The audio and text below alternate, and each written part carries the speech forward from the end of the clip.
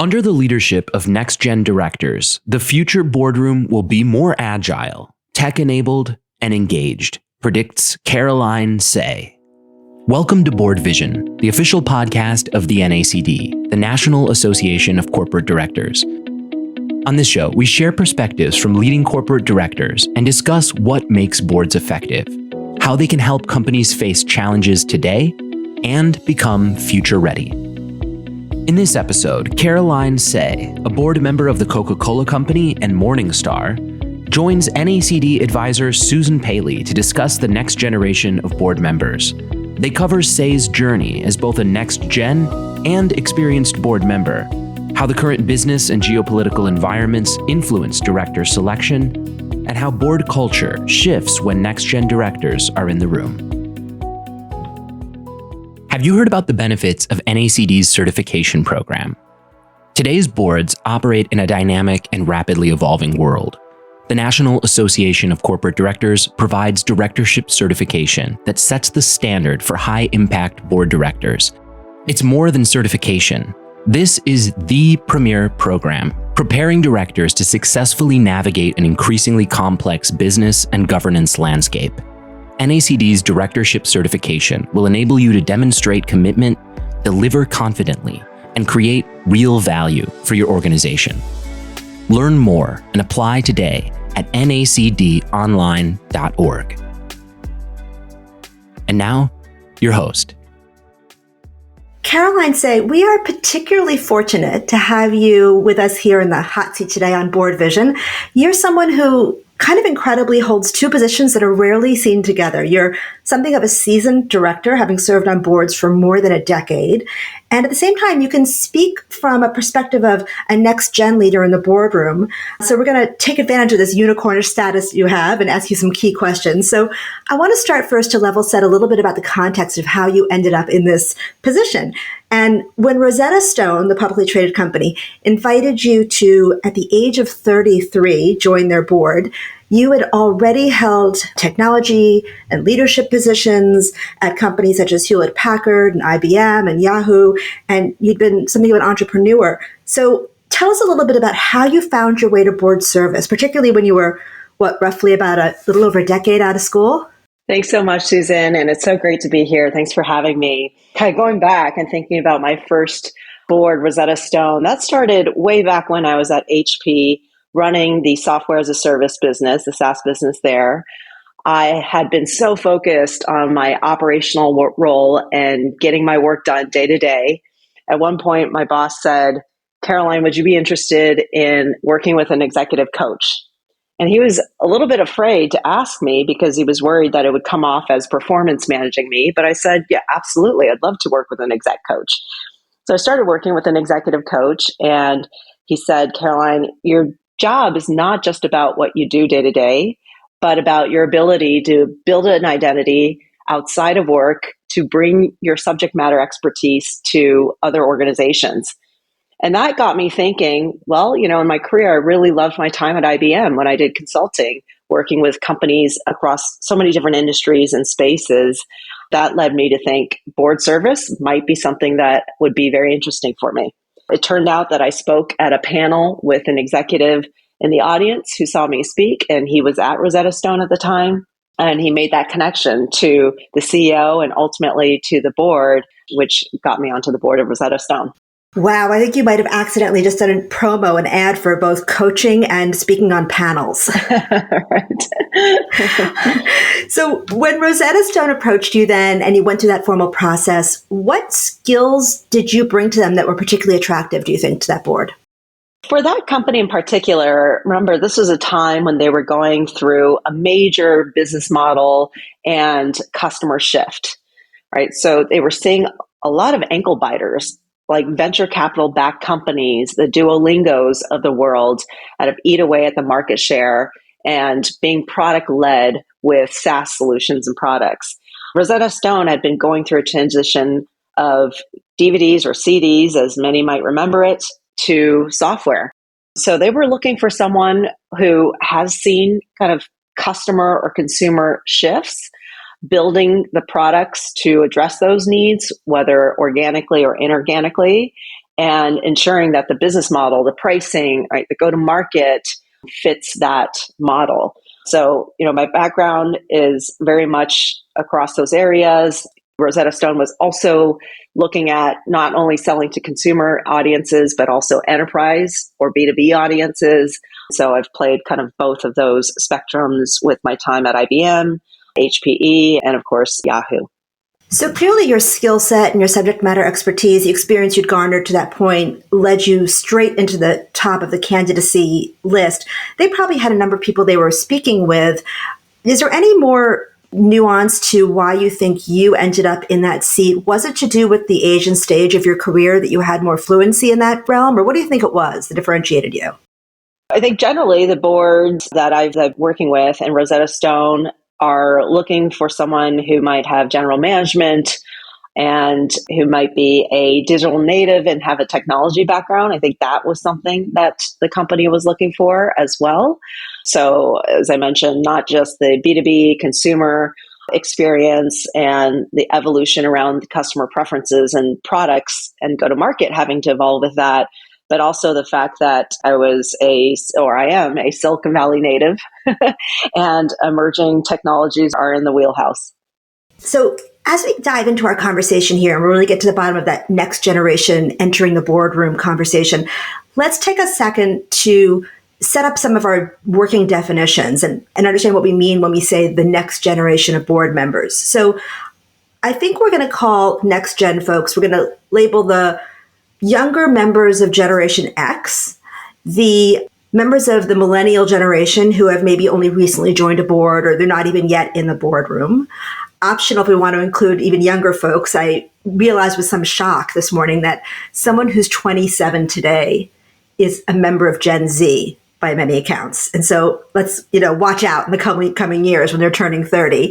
So in that group, what skills do those folks possess, you think, that will make them very appealing as director candidates now? Why do boards need that next generation? So that's a great question. I appreciate you defining the generations too, because sometimes that gets blurred.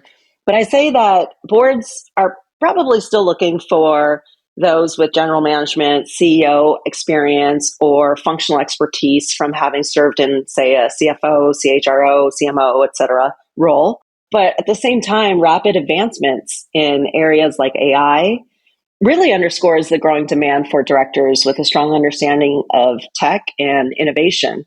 I think the next gen pool possesses skills that make them appealing because of their digital native understanding and familiarity with emerging technologies. And of course, there's a need for insights into their preferences and behaviors of being a part of a younger workforce and a modern workforce, if you will, especially after COVID.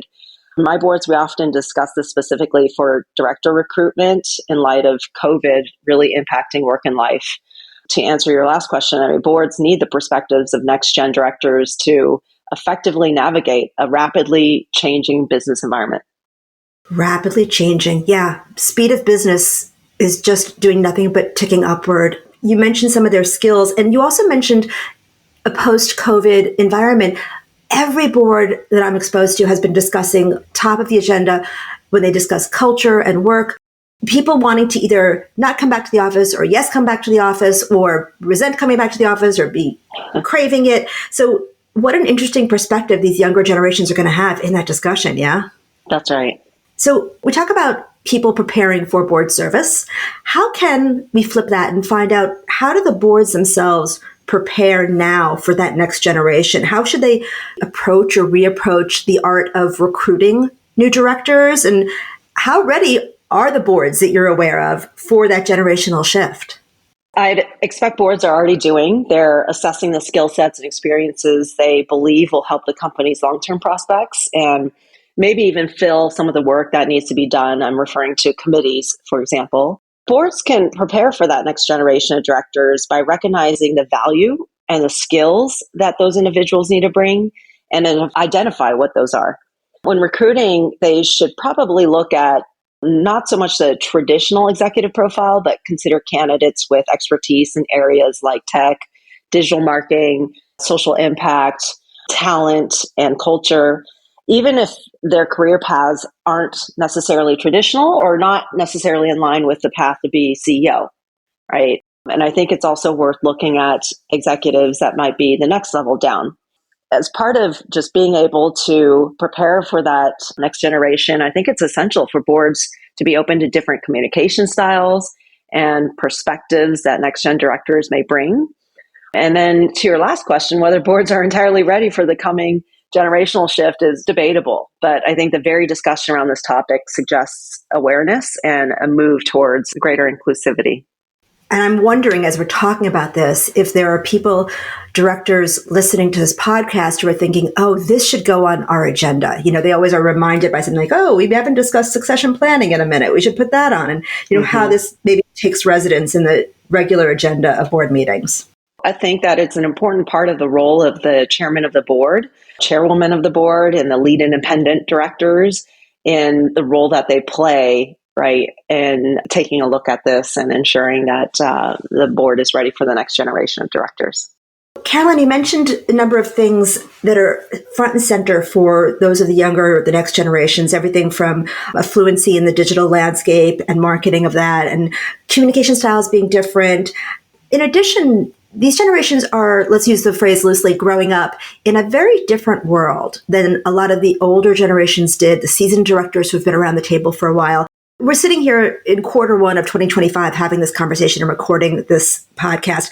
How do current geopolitics, just loosely speaking, affect director selection? Is there a different way to view next-gen candidates in light as a result of what's going on in the world? I think depending on the company, geopolitics has always played a role in director selection, but it seems like it's more important than ever now, especially with a new administration. You've got increasing global tensions, whether it's conflict, global minimum tax, shifting trade policies, right, regime changes that impact regulation and compliance. So it just seems companies have more considerations when it comes to directors they bring onto their boards. At the same time, there are issues like cybersecurity, AI governance, and national security that continue to grow. And I think that really forces companies to have to rethink their board and leadership needs. When it comes to next-gen board candidates, it's not just about financial oversight anymore.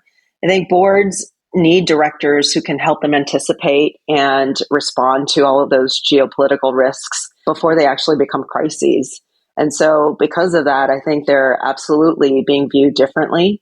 And when boards were dominated by former CEOs and CFOs, there seems to be a push to bring in people with the expertise, right, in those different areas that are being impacted with geopolitics. And I think companies really need to stay competitive and realize that they need directors who understand where the world is headed. What I've heard you talking about today so far is that there's still space for the classic roles, if you will, of CEO, CFO, and then there's also this new dawning of an age of different kinds of roles. And throughout this series of podcasts that we've been recording over the past year or two, we've been exploring angles of that, the role changing and who sits in that seat changing slightly. So I hear you saying there's still enough the classic positions for C-suite officers joining a board, but when this next generation starts to sit in more of the seats around the table, let's look from the inside of that boardroom. What are the cultural shifts that happen inside of that boardroom when the scales begin to tip in terms of who's sitting in the room with them? So I've been the only next-gen director on a board, yet as I've gotten older now, new directors have come on board, so I'm not the only one anymore. I mentioned the role of the chairman or chairwoman or lead independent directors playing a very important role. The boards need to recognize that being the only one or few of a certain demographic, like the only woman, the only Asian, the only next-gen director, whatever it is sometimes a hard spot to be in. And the culture needs to adapt to include these directors and, even very tactically, elicit their feedback and voices in some cases, right? Because it can be difficult if you're the only one or one of the few. And I think it could be as simple as a chair or lead independent director saying in a meeting, hey, Caroline, what do you think? I also think transparency, openness, communication on where the director can best contribute, like the committees they could serve on or how their expertise can be leveraged by the CEO and management, even outside of board meetings, is really important to ensure that the board addresses inclusion and how best to leverage these board directors, right? At the same time, I want to underscore that having history, context, and relationships with a company and having board members who've been around is still important to maintain continuity. And where I thought you might be going with that is also that you use the word relationships. I mean, that's part of it, isn't it, right, Caroline? That you have the board dinners, you get to know the humans around the board table with you and forge those connections that can serve you in the board meetings. Exactly. And it includes relationships with the management, right? When you have the scale of a company like the Coca-Cola company, for example, and regional entities and bottlers that they work with, those relationships with communities and the markets they serve are so important. In your explanation of that question a minute ago, I heard what you described as being the only around the table, which so many people can relate to. What happens to that inherent tension? I mean, change is hard for everybody, and adapting to something new on both sides can take a while. So have you ever had an experience where you had to have a frank and candid discussion with a chair or with a board colleague? How has that gone and how's that felt? I think this can manifest in different situations or on different issues and topics where, there might be a subset or a very small group or only director who has a certain perspective on something. I've been in that situation with the board or in my discussions with the chair or lead independent director. And I think what, someone in my role needs to remember is that everyone has something to bring to the table and recognize what that is. And there are certain topics that require maybe constant learning to maintain relevance, or topics that are acquired based on years and years of experience. But ultimately, you have something to bring to the table. And I think it's important to stay focused on that and not try to be everything or try to have everything when it comes to your experience and what you can bring to the board. What we've been discussing has been something of a balance. I mean, I think you just described something of a balance individually, and then across the people sitting in the boardroom, balance of seasoned directors, classic roles, newer generation ones. My question is, you mentioned it's relevant and important to have both in the room. Do you foresee a time when there's almost a literal flip, like the composition changes of the board, so it's the seasoned directors in the minority? I don't see the culture of the boardroom as necessarily flipping so much as, yes, there may be an evolution. I think the idea is that everyone has something to, again, bring to the table, and they have to recognize what that is, right, to be able to contribute well. A company might still spend a lot of time on a topic like capital allocation, right? So where does M&A, issuing debt, making capital investments come into play? And maybe you still need that experience because it comes from a former current CEO or CFO.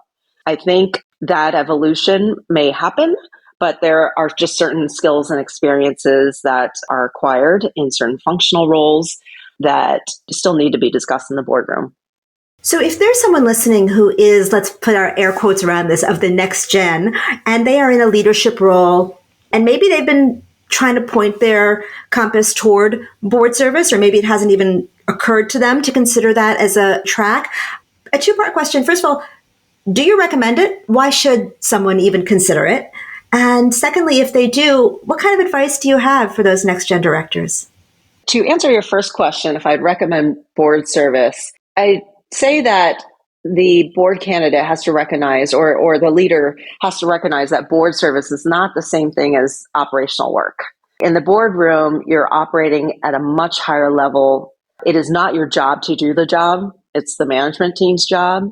My advice there is to assess whether board service is truly appropriate and interesting.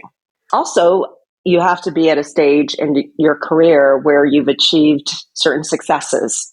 And success can mean different things depending on the role, the industry, and the leveling. But I would recommend board service if you're interested, perhaps in a particular company and its space, and open to working with the company in a very long-term capacity. Because typically when you take on a board role, you are making a commitment for some number of years at the very minimum. In conversations with board members across the years, one of the most difficult shifts that I've witnessed is that people really understand intellectually what it means to switch from operational to oversight roles, but then when they get in the seat, it's really hard to keep your fingers out and your nose in. That's a really good point, and it's something that I continue to work on because, as you say, there's a very fine line between the two. And you have to recognize that when the management team comes in and you want to inject your thoughts or opinions on how something might be done, but you recognize that that is not necessarily your role. Right. In your answer just a moment ago, you mentioned exploring if the board role would be, I think your words were, would it be appropriate and interesting? So just getting for a moment granular for those who are listening and looking for a little bit of a roadmap, how might one test drive that hypothesis? Like, how do I know if it is appropriate and interesting for me? I would say if you're an executive that has the opportunity to participate in your own company's board meetings, I think you can start observing the dynamic and the topics and the type of discussion that comes up in that environment. I don't talk about this often, but one of my first experiences was actually in being on an advisory board of an early stage venture capital backed company. That might be a little bit different, but at least you get to work very closely with, say, a CEO, their board members, all right, and start getting exposure to understand what a board does and how it operates versus someone in an operational role. Of course, there are resources out there too, like NACD, I would say the Stanford Consortium books to be able to learn about the role of boards. So we've been talking about the need for balance and the subtle shift of culture inside of a board. Let's take a second to just project forward to a snapshot of what the boardroom of the future is going to look like with this new generation of directors. What kind of structural or process changes do you foresee happening? I can't predict it, but what I would imagine is the boardroom of the future is probably going to look and operate a bit differently under the leadership of, say, next-gen directors. First, the way boards function will probably become more dynamic instead of maybe just meeting quarterly with a heavy reliance on pre-reads and materials sent in advance. We'll see more real-time, kind of data-driven decision-making. And of course, technology will play a much bigger role to help directors monitor risks and performance metrics between meetings, right? And I think that enables them for faster and more informed discussions. Boards may operate or be set up in terms of structure is that they might even be more flexible. Maybe they're advisory roles or ad hoc committees that bring in expertise on emerging issues, right? Like maybe you leverage certain board members for that, or maybe you work with third parties to bring in insights that the board can rely on. And then from a cultural perspective, I think the directors would be pushing for a more engaged, transparent, and collaborative board environment. So kind of the traditional model where the CEO might dominate the discussion may evolve into a lot more of a balanced exchange with directors taking a more active role in strategic discussions. And so in short, I think the future boardroom will probably look to be more agile, tech-enabled, and engaged, helping companies to navigate complexity and disruption in a much more proactive way. Hey, it sounds pretty good. I mean, sign us all up, right? You've painted a nice picture of that boardroom of the future. You know what came up for me when you were talking? Every one of us and listeners can cast their mind toward someone they know who's a millennial, who's successful right now in the workplace. And what comes up for me is, I don't want to paint with too broad a brush. Everyone's an individual, but the boardroom as we know it is a somewhat formal place. It has processes, it has fiduciary guardrails. And while we don't dissolve that, to what extent will there be changes in either the formal structure or just the relationshiping between the humans in the boardroom and those next-gen directors with management at the headquarters? I think it entirely depends on the company, and it also depends on the CEO, chairman, chairwoman of the board, or lead independent director in terms of what that culture and setup could look like. I've seen a little bit of a shift toward a slightly more casual culture with the companies that I work with, and that gets reflected within the boardroom as well. But I think I've been in a good situation where those key roles that I mentioned are very transparent and open. The lines of information, right, between the CEO and management and the board is very open. And I think you'd expect to see that continuing forward. We used a phrase a minute ago, boardroom of the future. Well, another phrase that has been on a lot of lips in the past few years has been the workforce of the future, right? We're focused a lot on the workforce. And so there have been a lot of shifts in the US workforce, and we're focused on future shifts and demographic shifts. So, society writ large has been undergoing that and continues to. So these changes, what kind of impact will that have on the board, how they operate in their roles, and the next gen directors you're preparing for those roles? As you alluded to, I think the workforce and society at large have seen broader demographic shifts. The U.S. workforce seems to have become more diverse, and I mean gender, race, ethnicity, generations, as well as, of course, experiences. And boards need to evolve too, because perhaps their shareholders or customers, the board needs to be a reflection of that. Companies, I think, are realizing that they need directors who not only bring financial and operational expertise, but also understand the changing expectations of those employees, customers, and investors. And that also means more directors with backgrounds in areas like AI, cybersecurity, or sustainability and digital transformation, as well as those who have firsthand experience navigating workforce trends, are an important part of the conversation and the composition of the board. At the workforce level, I think having a more diverse and forward-thinking board means companies will be pushed to adapt faster. That's maybe in rethinking talent strategies, to improving workplace policies, or making sure they're staying ahead of any kind of cultural and societal shifts impacting their business. Right? But on a bigger scale, I think businesses are under more pressure to take a stance on certain issues, and directors will have to play a huge role in shaping how the companies respond to that.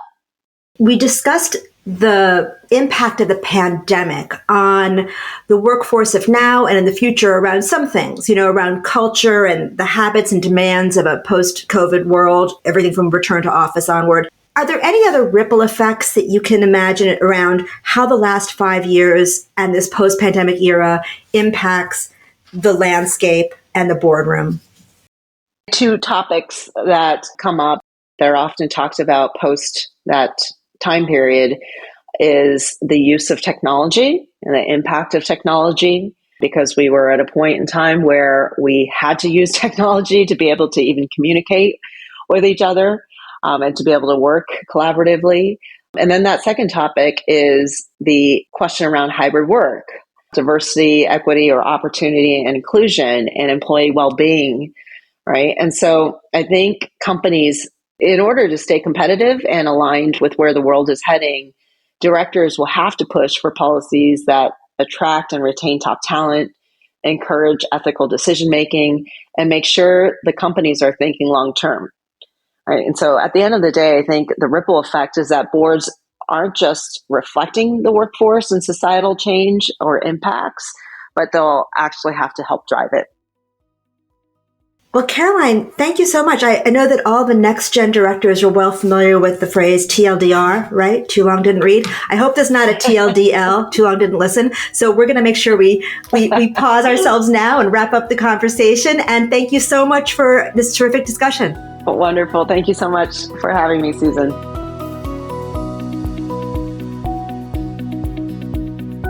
That concludes this episode of BoardVision. We hope you enjoyed listening. Please subscribe and join us next time.